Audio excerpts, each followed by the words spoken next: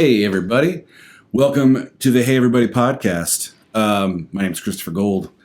Up top, I got to apologize to you guys. I recommended a record last week that I've already recommended, but such is life. There are worse things in the world than someone telling you more than once to listen to a record they love. I don't know how it happened. Things are falling apart here at the podcast headquarters, where I am the only employee, and I'm letting everything go to shit. How are you? Did you have a good Thanksgiving? I hope you did. Did you have a good Black Friday? Did you finally spend enough money at the mall to fill that gaping hole inside you that only commerce could ever truly satisfy? Did you finally satiate your need for meaning and purpose through your wallet? I hate Black Friday so much. It affected my mood on Friday. The only thing I bought on Friday was a cheeseburger. And even that, I was hesitant about. I don't want to spend a dime today. I hate Black Friday. I hate it. I hate it. I hate it. I hate it. I hate any time like commerce and capitalism is put right up front. I know that it exists. I'm a human with financial needs. I'm a person who sells things. I make records. I sell them. I make a podcast. People support it. I put my name on t-shirts, that kind of thing. But the purpose of my life is never to sell a thing or to make the money or whatever. It's a need I have to meet and something I have to get out of the way so I can get back to my actual purpose, which is any number of things. But ooh, God, I hate Black Friday so much. Especially because, there's this thing... there's a guitar that I really like. There's a company, if you're a guitar person watching this, there's a company called Pure Salem, and they make a guitar called the Cardinal, and there's a white one with a gold pickguard, and it's basically like an offset Firebird, and I'm already losing some of you. But I love it, and I've been looking at this guitar for a long time, and they had a big Black Friday sale. They're like, oh, we got $200 off every guitar, and I'm like, yeesh, $200 is a lot of money. Thing is, these guitars cost like $1,000, so you knock $200 off of that. It's an $800 guitar, and guess who still doesn't have $800 just laying around? This guy. So your sale, don't mean nothing to me. But all that, I hope you guys had a good Thanksgiving and a good weekend, and ours was good. We had a nice Thanksgiving here. I hope all your beans had bacon in them. I also listened to a podcast recently, and it's kind of what we're going to talk about today. So listening to this podcast with a guy named Nick Offerman. And Nick Offerman is an actor. Notably, he was on a show called Parks and Rec, which I've only ever seen like one or two episodes of. People tell me it's really, really good, and I believe them. But even people that like it tell me season 1, it's not so great, and season 2 is kind of iffy, but once you get to season 3, and already you've lost me, I'm not going to devote, there's something about my brain. I can't start a show on season 3, and I'm not going to sit through, I'm not doing it. I'm going to watch Justified again, and I'm going to go to bed. But Nick Offerman was on that show. He's also a author and a humorist and that kind of thing. And he has his 5th book out right now. And I'm mostly familiar with him because he's a Wendell Berry fan, as am I. And he's one of these people that I'm not overly familiar with his work, but I like him, what I know of him as a human. So I'll listen to him on a podcast, that kind of thing. And he's married to a woman named Megan Mullally, which is notable because they're very... publicly married. They do a lot of things together and projects and that kind of thing. And it's also interesting because the subject of part of this podcast was she was very, very successful a while ago. When they first got together, she was on a show called Will and Grace, which you might remember was very popular. And Nick Offerman was working, but not nearly at the level that he is now or that she was then. He was paying his bills and that kind of thing. But she was much more successful than he was. And the host of the podcast asked if that was hard for Nick Offerman, which I thought was a good question, because this is something that does come up for couples and for people in general. We compare ourselves to other people. And, I know I do better in the summer than I do in the winter. So with Tori and I, the sort of dynamic of who's, sometimes in the summer, I'll find myself making more money than she does. And in the winter, she'll be making more money than I do. And it all balances out. And of course, we share everything 102%. So it's not a big deal. But sometimes, feelings can creep in of oh, I'm not pulling my weight or whatever. You hear a lot of couples get brought down by that kind of thinking. A lot of human beings get brought down by that kind of thinking. So the host of this podcast asked Nick Offerman, was it hard for you? And Nick Offerman says, and he's not trying to be funny, this is just what he said and what he thinks. He said, I was working as an actor and I was paying my bills like I had always wanted to. And in my free time, I was doing woodworking, which is something I've always loved doing. And I had fallen madly in love with this beautiful woman. And then Nick Offerman says, it never occurred to me to try to find the downside in all of that. And my head exploded. Because he's right, and it's beautiful. And it's a wonderful statement about what we as human beings do, where often we will have a good situation. You're doing the job you want. You're making enough money to pay your bills. You are engaging in all the hobbies and interacting with the world in ways that are meaningful to you. And you're madly in love with a hottie. These things all apply to me all the time. And then we will go search for the downside in all of that. And to have him put it that plainly, it just never occurred to me to try to figure out what was wrong with my situation, because my situation at first blush was lovely. And I was able to immediately apply this to my life, because my life is weird. My career is very strange, because it's not ever been any kind of straight trajectory from a place to a place. It's been this often wonderfully winding road. But part of that is I will find myself sometimes literally, this happened a couple years ago, on a Friday night, I was playing a sold out venue, opening for a musician that I had huge respect for, sold a ton of merch. It was great. I was living the dream. And the next day I was playing a 3-hour set at a farmer's market where nobody cared. I had to bring my own PA, and I was just hoping people would throw enough money in the guitar case to make it worth doing. And that dynamic of you're here and then you're here, and they're very different places, has been sort of ever present through my musical journey. And it dials itself up in the winter, because in the winter there are fewer outdoor festivals and even fewer tours wherein I could maybe get an opening slot and that kind of thing. So I find myself doing more 3-hour sets at a brewery. And I find the upside in all of that. I always enjoy the travels and that kind of thing. I'm always just thankful to make a living and have an opportunity. Sometimes it sometimes really bothers me when people don't pay attention. But lately I've been going well, if no one's paying attention, that's a great opportunity to try out some new stuff and just see how it feels. Because even I've found sometimes you write a song and you think that's a song.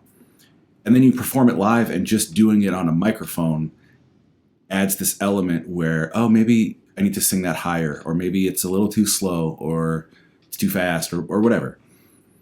So I'm just trying to find the upside in all that. And I'm recalling a John Craigie song that I adore called Dissecting the Bird, where he talks about his job before he was a musician was to walk around parking lots and pick up trash.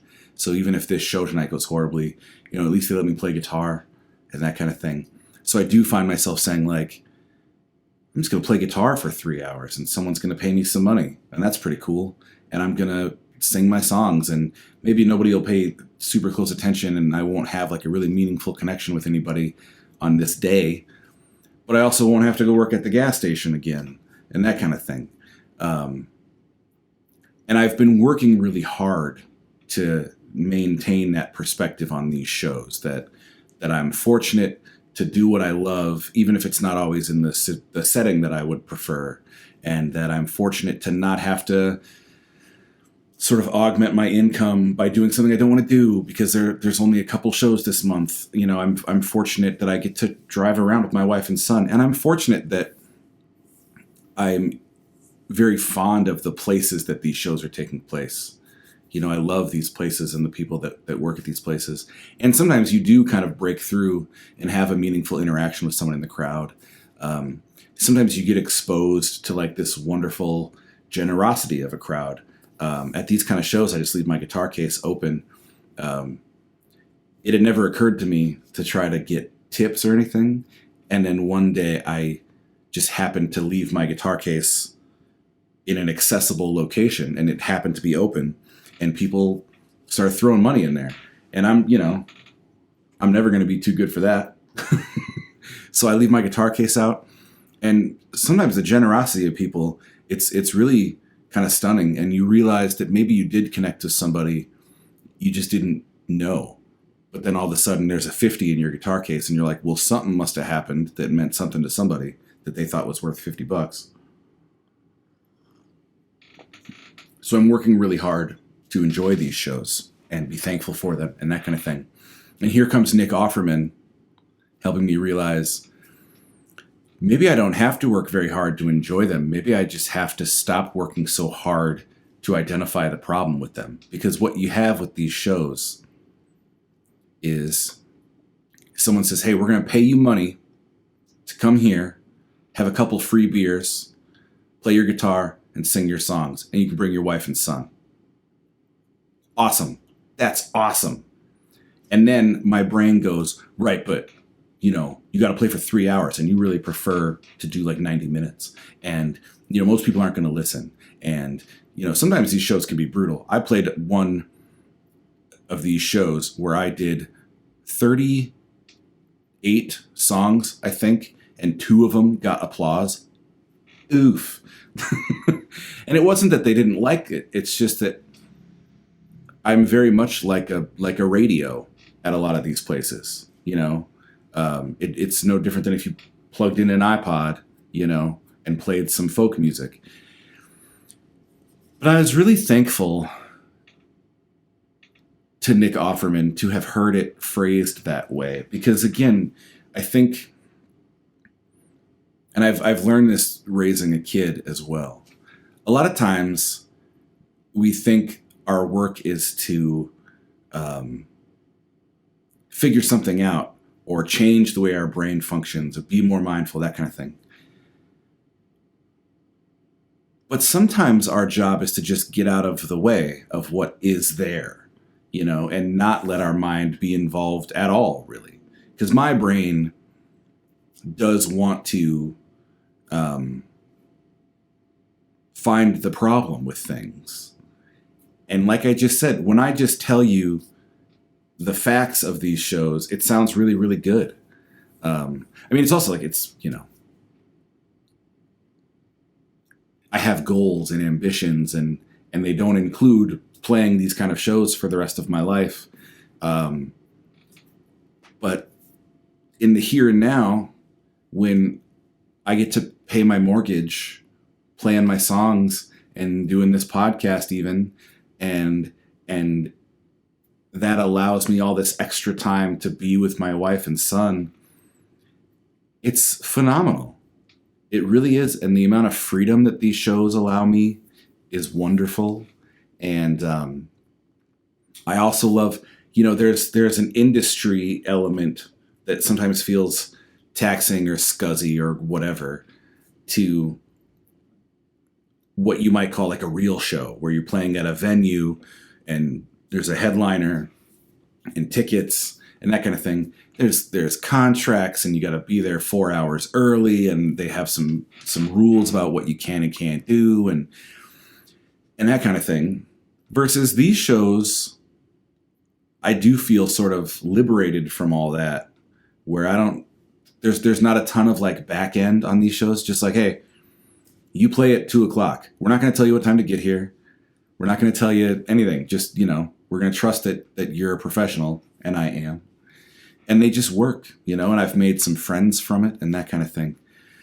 But the main thing I've been focusing on, and I wrote it down.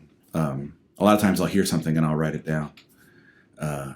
Is it didn't occur to me to try to find the downside in that. I'm trying to access that more.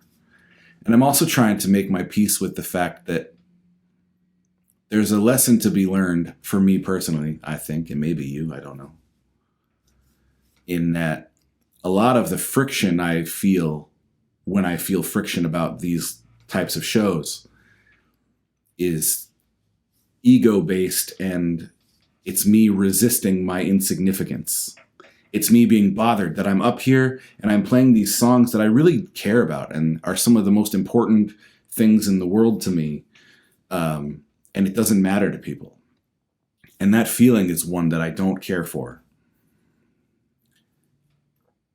But if I make my peace with like, maybe I'm not going to matter today, but I'll still get to do what I love and make a living and that kind of thing. And the only thing standing between me and enjoying tonight is this clinging to how I think people should feel about me, or how I think people should interact with my art, or how I think people should hear my songs. And again, I have ambitions, and I want people to listen to my songs, and I want the songs to matter to people, and I want to connect with people through my songs, and I want to play to attentive audiences, and I want to put on the kind of show that I want to put on, A lot of times at these long shows, it's not the place for a joke or a story. You just song after song after song. But again, in the here and now, when these are the shows that I'm doing, and this is the way that I'm making my living, I realized that the thing standing between me and the joy of what I'm doing is an expectation of what I should mean to people. And if I can get myself into a position where I'm only thinking about how I feel about what I'm doing, I can enjoy these shows, and I can enjoy all the wonderful stuff that comes along with it. I have been playing some of these places for so long that I do consider the people at the places to be friends of mine, and we always get a very warm reception when we see them, and it's good. And a lot of times, we get great drinks and great food, and I always get to bring Tori and Ollie, and these are good things that I sometimes find myself not realizing that I'm putting an effort to make them less good or to see them in a less positive light, And again, I think sometimes we fall into the trap of like, if I have ambitions to do this thing, I have to be unhappy doing anything else. And what I know for a fact about my career and about the music world is that it's likely not going to go exactly the way I hope it's going to go, exactly when I hope it goes that way. So if I want to enjoy my life, I best figure out a way to enjoy the windy musical road I've been on these past maybe 20 years. I've been playing music a long time. In varying formats and that kind of thing. So that's where I'm at. Just trying to find the joy in stuff that I was just sort of instinctively assuming that I couldn't or shouldn't enjoy because it's not what I want, or it's not who I want to be, or it's not going the way I think it should go. Trying to just take things as they are and let them be good, if they are good. And most things are good, I think. Especially when those things involve, you get to be a professional musician. Sweet. And I try to remember my younger self who would slap older me in the face if that person heard me complain about making money singing my songs, Speaking of songs, do some recommendations. Let's get you out of here. First, we have an old favorite of the podcast. We've talked about this band a lot because I adore them, but something amazing happened last week. Wham! This band is called Idlewild. They are one of my favorite bands of all time. They're from Scotland, and this record is called Warnings and Promises. This record is what I view as the third part of a 3-album run this band went on where they were perfect. They put out 3 records in a row that I think are perfection, and if anybody said one of those 3 was their favorite Idlewild record, I would go, yeah, of course. This one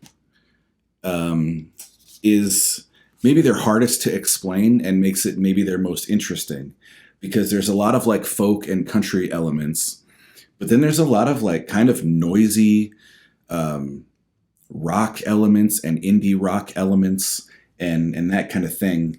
And I love it. And it just got reissued on vinyl. I don't know if it was ever on vinyl in the first place, but it just got pressed again. And I got me a copy of it, shipped all the way from Europe. And I love it.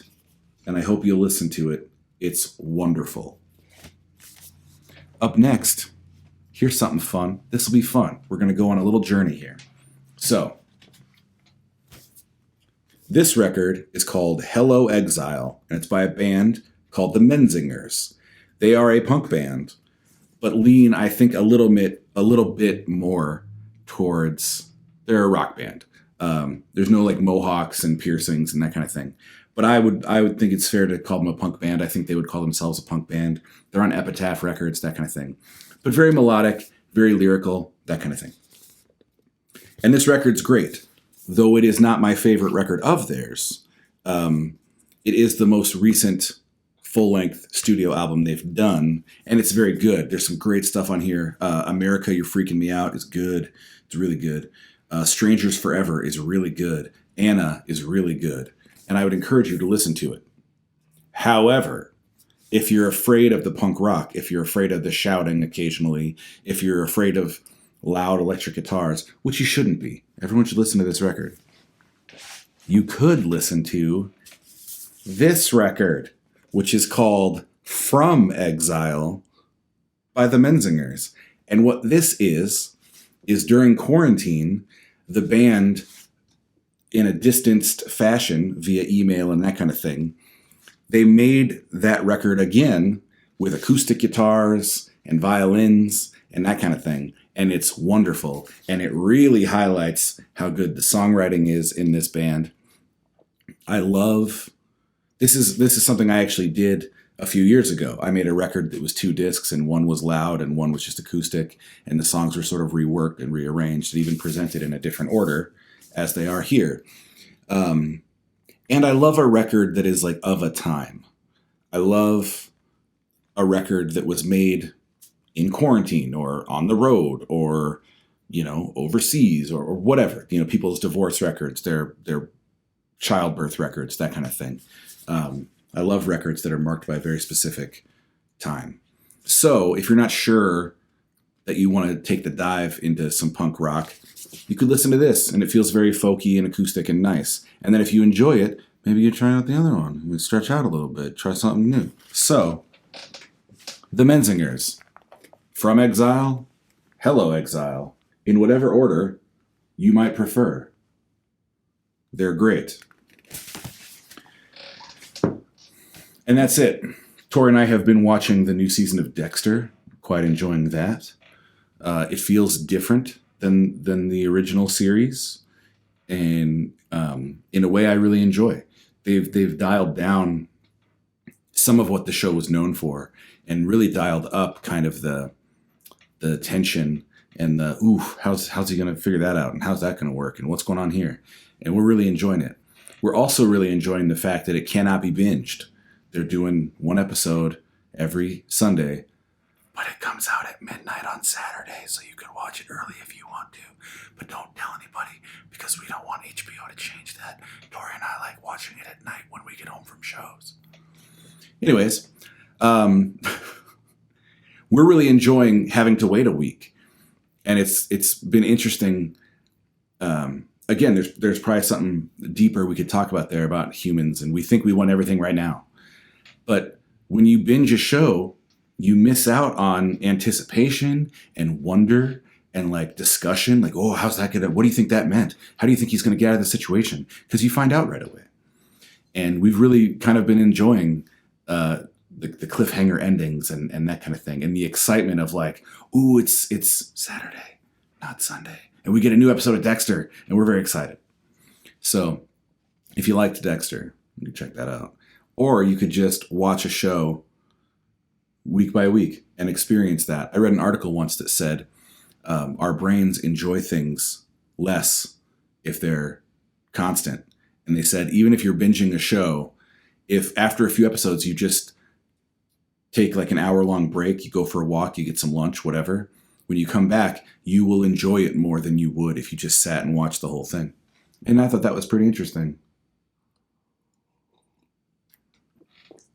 And that ought to do it.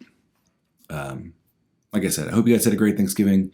I hope you're getting excited about the holiday season, whatever that may mean for you. I hope it's not commercialized to a sickening degree. I'm seeing bands, so many bands are putting out a holiday record or a holiday song, and that's fine.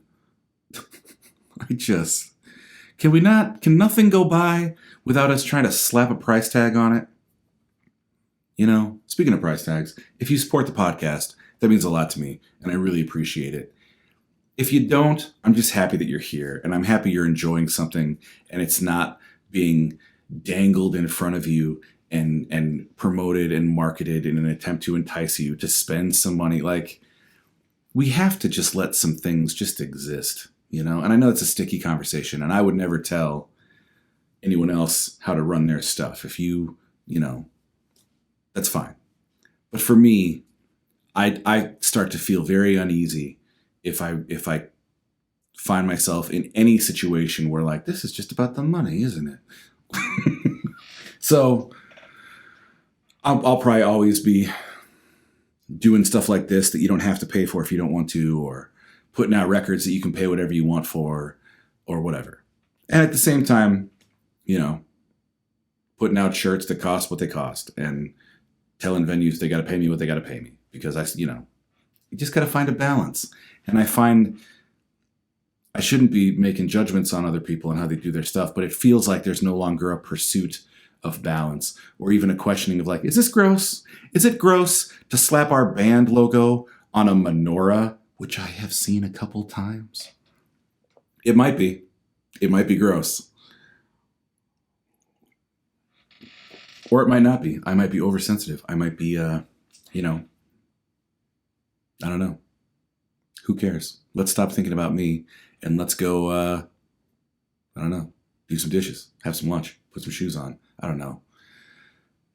I love you guys, and I will talk to you next week. In the meantime, I hope you're well and enjoying your leftovers. Talk soon. Bye.